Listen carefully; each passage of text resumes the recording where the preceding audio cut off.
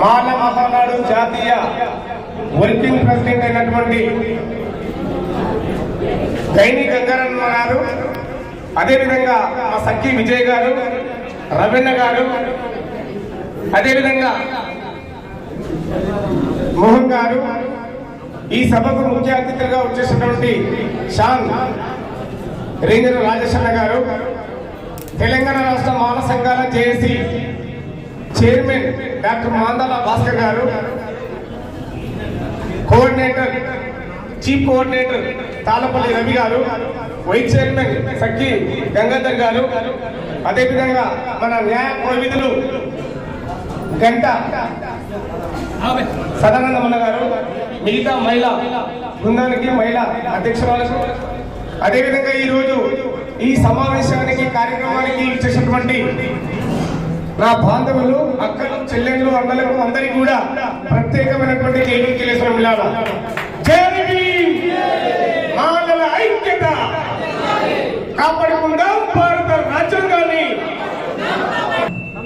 ఈ రోజు ఎవరిని పిలుస్తారంటే గ్రామంలో ఉన్నటువంటి సర్పంచ్ గారిని ఒక గ్రామ ప్రథమ పౌరుడుగా పిలువబడుతుంది. అదేవిధంగా ఈ దేశ ప్రథమ పౌరుడు ఎవరంటే రాష్ట్రపతి గారు. కాబట్టి ఆ గ్రామానికి అధిపతి నేత ఒక రాజుగా ప్రవర్తించేటువంటి హక్కులు కల్పించినటువంటి మహానుభావులు డాక్టర్ బాబాసాహెబ్ అంబేద్కర్ గారు.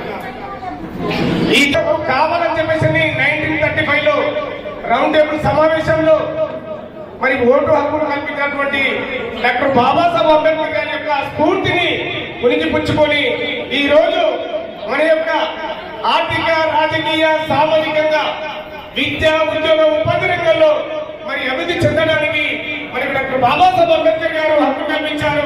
దాంతో పాటు రిజర్వేషన్ కూడా కల్పించారు. మిత్రులారా, ఈ రోజు మనకు కల్పించినటువంటి హక్కులను, రిజర్వేషన్లను కాపాడుకుంటూ మన జనాభా సమస్య ప్రకారంగా రిజర్వేషన్లు పెంచుకునే విధంగా మనం అందరం కూడా ఐకమత్యంగా పనిచేయాలని చెప్పేసి ఈ సందర్భంగా నేను గుర్తు చేస్తా ఉన్నాను.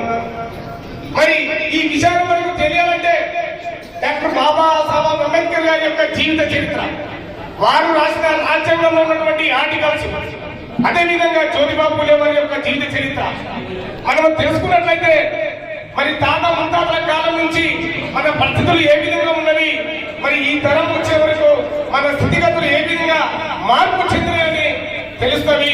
కాబట్టి భారత రాజ్యాంగాన్ని చదవాలి, డాక్టర్ బాబాసాహెబ్ అంబేద్కర్ గారి యొక్క జీవిత చరిత్ర చదవాలని చెప్పేసి ఈ సందర్భంగా నేను గుర్తు చేస్తా ఉన్నాను. మరి ఈ రోజు ఐకమత్యంగా ఎస్సీ, ఎస్టీ, బీసీ మైనారిటీలు ఐకమత్యంగా ఉండి బహుజన రాజ్యాధికారం వైపు వెళ్ళాలంటే మన మధ్యన విభేదాలు తీసుకొచ్చేసి చిచ్చు పెట్టి ఓటు బ్యాంకు రాజకీయం కోసం ఈ రోజు అగ్రకుల రాజకీయ పార్టీలు చేసినటువంటి సందర్భాలు మనం చూస్తా ఉన్నాం. కాబట్టి అగ్రకుల రాజకీయ పార్టీలో మనం ఎన్ని రోజులు పనిచేయాలని చెప్పేసి కూడా ఒక్కసారి మనం ఆత్మ విమర్శ చేసుకోవాలని చెప్పి ఈ సందర్భంగా మేము గుర్తు చేస్తా ఉన్నాను. కాబట్టి ఈ రోజు మన ఇంట్లో మనం ఎంత స్వేచ్ఛగా ఉంటామో మనకు కూడా ఒక పార్టీ అనేది కూడా అంత స్వేచ్ఛగా ఇస్తుంది. మరి రాజకీయంగా ఎదగాలని కూడా మనకు ఆలోచన ఉంటుంది. కాబట్టి బానిస సంఖ్యల నుంచి ఏదైతే కులంగిరి, ఏదైతే బానిసత్వం చేస్తామో దాన్ని వదిలిపెట్టి నువ్వు పక్కకు వచ్చి రాజకీయ దిశగా వెళ్ళాలని చెప్పేసి కూడా మీ అందరికీ నేను గుర్తు చేస్తా ఉన్నాను.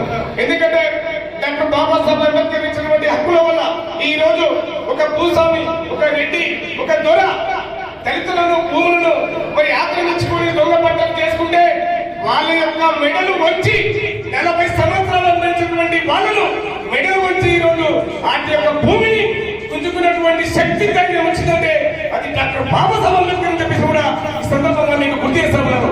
కాబట్టి మనము విద్యను అభ్యసించాలి, దాని తర్వాత చదువుకోవాలి. అదేవిధంగా చదువుకున్నట్లయితే ఏ విషయాలు మంచి, ఏ విషయాలు చెడ్డవి, మరి ఈ రోజు పోలీస్ స్టేషన్ లో కేసు అవుతే ఆ కేసు ఏ విధంగా ఉంటుంది, మరి కొట్లాటలైతే, మరి హత్యలైతే, అత్యాచారాలైతే, మరి దౌర్జన్యంగా దాడులు చేస్తే మరి ఏ మాటల ద్వారా ఏ సెక్షన్లు పెట్టాలి, మరి ఎస్ఐ దగ్గర ఎలా మాట్లాడాలి, సిఐ దగ్గర ఎలా మాట్లాడాలి, డిఎస్పీ దగ్గర ఎలా మాట్లాడాలి, ఎస్పీ దగ్గర ఎలా మాట్లాడాలి అనేది డాక్టర్ బాబాసాహెబ్ అంబేద్కర్ గారు చూపించారు. కాబట్టి వారి యొక్క దారిలో మీరు ముందుకెళ్తే ధైర్యంగా ఎంత పెద్ద మనుషులైనా ఆయన త్వరగాని రెడ్డి గాని ముఖ్యమంత్రి మెడలు వచ్చే ధైర్యం మనకు సంతపించని సందర్భంగా నేను గుర్తు చేస్తున్నాను మిత్రులారా. మరి ఈ రోజు డాక్టర్ బాబాసాహెబ్ అంబేద్కర్ గారు మనకు కల్పించినటువంటి రిజర్వేషన్ మొత్తానికి కూడా రద్దు చేశారు. తెలంగాణ రాష్ట్రంలో మానవులకు రిజర్వేషన్ లేవు.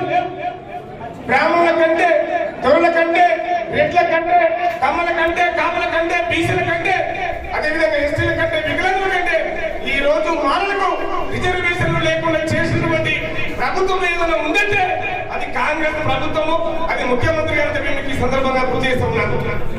ఎందుకంటే ఈ రోజు మనకి ఎవరు శత్రువు కాదు, ఏ పార్టీల శత్రువు కాదు. మరి ఆ పార్టీలో ఉన్నటువంటి మన వాళ్ళు, అదే మంత్రివర్గం ఉన్నటువంటి మన వివేకుడు, మరి వారికి మంత్రి పదవి రాకముందు తెలంగాణ రాష్ట్ర వ్యాప్తంగా మనం అందరం కూడా కష్టపడి తిరిగి సమావేశం పెట్టి 10 లక్షల మందితో తెలంగాణ రాష్ట్రంలో 10 లక్షల మందితో మీటింగ్ పెట్టి మరి ప్రభుత్వాలని మెడలు ఉంచడం అంటే మరి ఆ విషయంలో, ఆ సందర్భంలో, ఆ మీటింగ్ లో మనం ఏ పార్టీని కూడా ఎండగలేకపోయాం. అది యొక్క మన ఆత్మగౌరవానికి ఇబ్బందికరంగా ఉంటుంది. మిత్రులారా, మన శత్రువులను గుర్తించి మన హక్కులను కాలరాసినటువంటి ఏదైతే రాజకీయ పార్టీలు ఉన్నాయో ఆ పార్టీలను ఎండగట్టడమే మన యొక్క ధ్యేయం. మన హక్కులను కాపాడుకోవడమే మన లక్ష్యం. దాంతో పాటు రాజ్యాంగాన్ని రక్షించుకోవాలి. భారత రాజ్యాంగాన్ని రక్షించుకుంటూ మరి డాక్టర్ బాబాసాహెబ్ అంబేద్కర్ గారు చూపిన మార్గంలో ముందుకు వెళ్ళాల్సిన బాధ్యత ఉన్నది. ఈ రోజు ఆ మీటింగ్ ద్వారా మన వివేకానంద గారికి మంత్రి పదవి వచ్చింది. మంత్రి పదవి వచ్చిన తర్వాత మరి మానవులకు అన్యాయం జరుగుతుంటే రిజర్వేషన్, విద్యార్థులకు సీట్లు లేవు, ఉద్యోగులకు ప్రమోషన్ లేవు, మరి ఉపాధి రంగంలో కూడా అన్ని రంగాల్లో మరి మానవ జాతికి అన్యాయం జరుగుతుంటే నోరు విప్పుకునేటువంటి మన వివేకానంద గారిని కూడా మనం అడగవలసిన బాధ్యత మన అందరి మీద ఉందని చెప్పేసి కూడా ఈ సందర్భంగా మీకు గుర్తు చేస్తూ ఉన్నాను. అదేవిధంగా నేను కాక మొన్న అసెంబ్లీలో మనలో ముందు బిడ్డ మనల ఆత్మగౌరవ వ్యక్తిత్వాన్ని మరి కాపాడి మరి అసెంబ్లీలో మరి మానవ కొడుకుగా మరి మన కేఆర్ నాగరాజు గారు వద్దన పెట్టి శాసనసభ్యులు మానవులకు అన్యాయం జరిగింది. మరి రోజు విధానంలో 20 రోజులు కేటాయించాలి. రిజర్వేషన్ 5 నుంచి 7% పెంచాలి. మరి మా విద్యార్థులకు, ఉద్యోగులకు మరి అన్ని రంగాల్లో కూడా అన్యాయం జరుగుతుంది. కాబట్టి మరి ఈ విషయం మీద చర్చించే ముఖ్యమంత్రి గారు మానవ సమాజానికి, మన అనుబంధ కులాలకు న్యాయం చేయాలని గొంతు విప్పినటువంటి మహానుభావులు కేఆర్ నాగరాజు గారికి ఎమ్మెల్యే చెప్పి ఈ సందర్భంగా గుర్తు చేస్తా ఉన్నాను. ఒక కులం నుంచి ఒక వార్డు మెంబర్, ఒక ఉప సర్పంచ్గా అదేవిధంగా రాష్ట్ర స్థాయి వరకు, రాష్ట్రపతి వరకు కూడా మన వాళ్ళు, మన జాతి, మన కులము అభివృద్ధి చెందినప్పుడు మరి వాళ్ళు పేబ్యాక్ సొసైటీ, నీవు ఏ కులం నుంచి వచ్చినావో ఆ కులానికి అన్యాయం జరిగితే, ఆ కులానికి నష్టం జరిగితే మరి దానిని, ఆ విషయాన్ని చట్టసభల్లో మాట్లాడి న్యాయం చేసే దిశగా వెళ్లే విధంగా ఈ రోజు ప్రజాప్రతినిధులు, ఎమ్మెల్యేలు, ఎంపీలు, మినిస్టర్లు, ఎమ్మెల్సీలు అందరూ కూడా ముందుకు రావాలని ఈ సందర్భంగా నేను గుర్తు చేస్తా ఉన్నాను.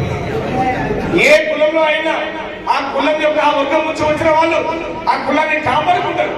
మరి కాపాడుకున్నప్పుడే మిమ్మల్ని కూడా మేము కాపాడే బాధ్యత మా అందరి మీద ఉంటుంది. కాబట్టి మీరు కాంగ్రెస్ లో గెలవండి, టీఆర్ఎస్ లో గెలవండి, బీజేపీలో గెలవండి, సిపిఐలో గెలవండి, మీ జాతి సమస్య వచ్చినప్పుడు మీరందరూ బయటకు వచ్చి కొట్లాడవలసిన బాధ్యత మీ మీద ఉంటుందని చెప్పేసి కూడా ఈ సందర్భంగా గుర్తు చేస్తాను. మిత్రులారా, ఈ రోజు సర్పంచ్ గా ఎవరికి భయపడే అవసరం లేదు. ఎందుకంటే మీ వెనుకాల భారత రాజ్యాంగం ఉంది, డాక్టర్ బాబాసాహెబ్ అంబేద్కర్ ఉన్నారు. మిమ్మల్ని ఎవరు కూడా ఏం చేయలేరు. మీరు భయపడద్దు. భయపడితే భయపెట్టిస్తారు. భయపడద్దు. మనము భయపెట్టాలి, మనం బెదిరించాలి. కాబట్టి మనం ఎప్పుడు కూడా మన జాతి బిడ్డలు ఎక్కడ తప్పు చేయరు, చేయనీయరు. కాబట్టి మనం ఒక నీతి నిజాయితీగా మనం ముందుకెళ్తాం. అన్ని వర్గాల ప్రజలు కూడా మన హక్కులు చేర్చుకుంటారు. కాబట్టి ఆ విషయాన్ని అందరూ కూడా గమనిస్తూ నాటి నుంచి మరి మీ జాతి కోసము, మీ పిల్లల భవిష్యత్తు కోసము మరి మీ అహర్నిశలు కూడా మరి మేము పోరాటం చేస్తున్నాం. హైదరాబాద్ నగరంలో తెలంగాణ రాష్ట్ర మహాసంఘాలు చేసి పెట్టి మన కులానికి నష్టం మీద రిజర్వేషన్ రోజు విధానంలో మా మాకు న్యాయం చేయాలని చెప్పేసి పోరాటం చేస్తున్నాం. దానికి మీరందరూ చేతులు మాత్రమై ఐకమత్యంగా మీ విలేజ్కి వచ్చినప్పుడు, మీ ఊరికి వచ్చినప్పుడు, మీ మండలానికి వచ్చినప్పుడు, మీ జిల్లాకు వచ్చినప్పుడు మమ్మల్ని ఆశ్రయించాలి, మమ్మల్ని హక్కులను చేర్చుకోవాలి. మీకు ఎలాంటి ఆపద వచ్చినా, ఏ మారుమూల గ్రామంలో మీకు అన్యాయం జరిగినా మీ వెనకాల మేము ఉన్నాం. మేము వచ్చి మీ వెనకాల ఉంటాం, మిమ్మల్ని ముందుకు నడిపిస్తాం. కాబట్టి రాబోయే రోజుల్లో మరి సర్పంచ్, మెంబర్, ఉప సర్పంచ్ కాదు, అదేవిధంగా ఎంపీటీసీ, జెడ్పీటీసీ, జిల్లా చైర్మన్, అదేవిధంగా ఎమ్మెల్యే స్థాయి కూడా జనరల్ గా వేసి గెలవాలి. మీరందరూ రాబోయే రోజుల్లో మిమ్మల్ని మేము ఎమ్మెల్యే చూడాలని మరి ఆశ డాక్టర్ బాబాసాహెబ్ అంబేద్కర్ యొక్క కళాన్ని ఈ సందర్భంగా గుర్తు చేస్తా ఉన్నాను. కాబట్టి తప్పు చేసేయలేదు, తల ఉంచేయలేదు. ఏ రెడ్డి గారి త్వర గాని మన కిందనే మనం గట్టిగా ఉండి మీరు చట్టాలు తెచ్చుకొని, మీరు డాక్టర్ బాబాసాహెబ్ అంబేద్కర్ గారికి జీవిత చట్టాలు తెచ్చుకొని, మీరు వారు రాసినటువంటి ఆర్టికల్ ప్రతిరోజు చదవాలి. మీ ఇంట్లో ప్రతి ఒక్కరి రాజ్యాంగం ఉండాలి.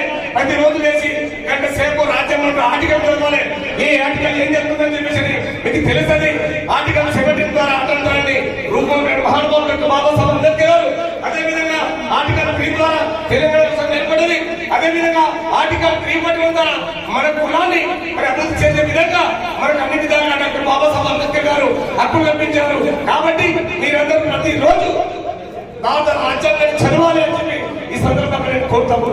కాబట్టి మిత్రులారా, మీరందరూ కూడా మీరు ఈ రోజు సర్పంచులు, ఉప సర్పంచులు మెంబర్గా ఉన్నందుకు మీకు ప్రత్యేకమైనటువంటి శుభాకాంక్షలు చేయడం తెలియజేస్తున్నాం. మరి అదేవిధంగా మన మధ్యన విమర్శలు ఉండదు, విభేదం ఉండదు. మీరందరూ కలిసిమెలిసి ఒక గ్రామంలో మన వాళ్ళు ఉంటే వాళ్ళకి మన గాడు జరిగిన ఇంకా కొన్ని విషయాల్లో మీరందరూ కూడా ఐకమత్యమై వాళ్ళకి సపోర్ట్ గా ఉండి మద్దతు ఇచ్చి వాళ్ళని కాపాడుకుంటూ భారత రాజ్యాంగాన్ని కాపాడాలి. మనమంతా ఐకమత్యంగా ఉండాలి, మన హక్కులను కాపాడుకోవాలి, నిజంగా పెంచుకోవాలని చెప్పేసి తెలియజేస్తూ ఈ అవకాశం పెద్దలందరికీ జైలు తెలియజేస్తూ ముగిస్తున్నాను. జై భీమ్, మన ఐక్యత. Thank